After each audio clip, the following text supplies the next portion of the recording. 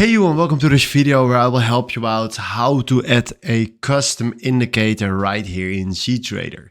And if you want to do this, first of all what we're going to do is select right here algo.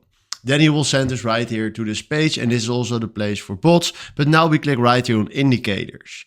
Then right now what we're going to do is select here new, and then right now we can decide if we want to build a new algorithm or an existing algorithm. Now let's do build a new one. Select right here indicator and then give the indicator a name. So let's do something like this.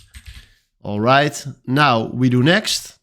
Then right now you can select right here the C or the Python. It depends on which type of indicator you want to create, but let's do right here the uppermost one. Then we do next. Then you can also use right here add template where you select one of the templates if you want to do that.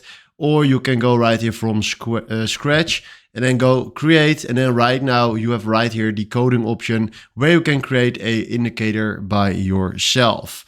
But if you want to use a template, you can also do that because that makes it easier. But this is how you can add a custom template right here in cTrader. So hopefully this was the video where I was looking for. Thanks for watching and have a wonderful day. Ciao.